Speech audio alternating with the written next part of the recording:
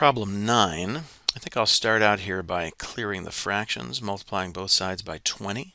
When I do that, I have x. It's just 4.2 times 20, and I can get that answer off the calculator. It comes out to be 84. In the second equation, I'll clear the fractions by multiplying both sides by x.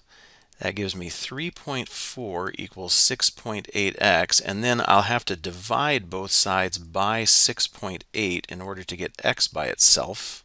If you take this to the calculator, 3.4 divided by 6.8 is 0.5. And so there's the solution. Problem 10, I want to replace each a with square root of 2. Well, if I do that here, I'll simply have 2 times the square root of 2, 2 root 2. Here, root 2 times root 2 would be root 4, which is just 2. Here, root 2 times root 3 would be root 6. And on this one, I would have 8 divided by root 2, but I'm not supposed to leave radicals in the denominator, so let me rationalize. That gives me 8 root 2. Root 2 times root 2 is 2. And then I can simplify these numbers on the outside. 2 goes into each one. And so my final answer here is simply 4 root 2. Problem 11. Of course, there are different ways to go here. You can always do it essentially the long way by using unit analysis. The conversion factor from radians to degrees or degrees to radians is 180 degrees in pi radians. Of course, I want degrees on the bottom so that those units will cancel. The degrees go, I can easily divide out a 10, and then let's see, 3 goes into each of these numbers, and so the final answer is 7 pi over 6. Another way you can go, 210. 210 is 30 degrees past 180. I know that all the ones having to do with 30 degrees have a 6 on the bottom. Well, how many 30s is 210? 7 times 30 is 210, and so this is 7 pi over 6.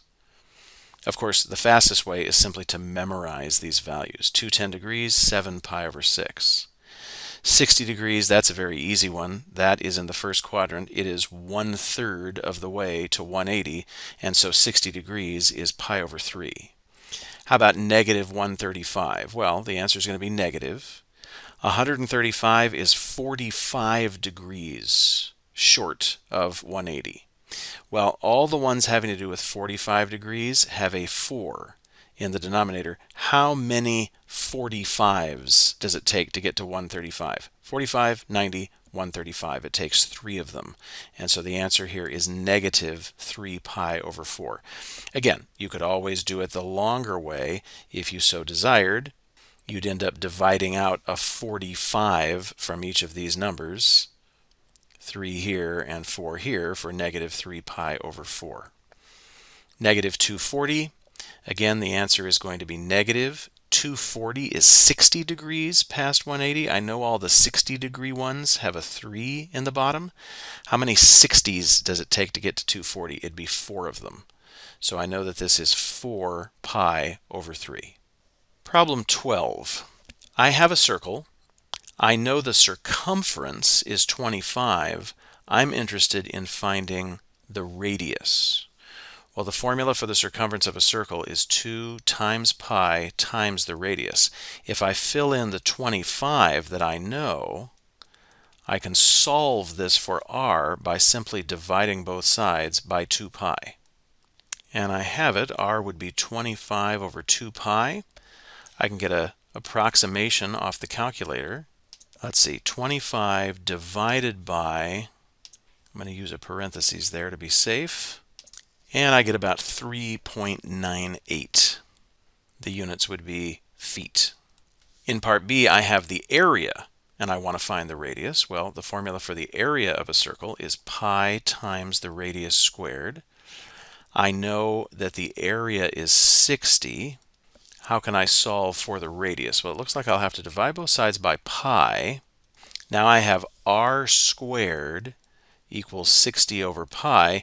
Then I'll have to take the square root of each side. I know the answer is positive. And this is what I can type into the calculator, the square root of 60 over pi. Square root 60 divided by pi, and that comes out to be about 4.37. And my units here are centimeters, so the radius is about 4.37 centimeters. Problem 13, I'm just substituting in 40 degrees everywhere I see a beta. 2 times 40 degrees would of course be 80 degrees. 40 degrees divided by 4 would be 10 degrees.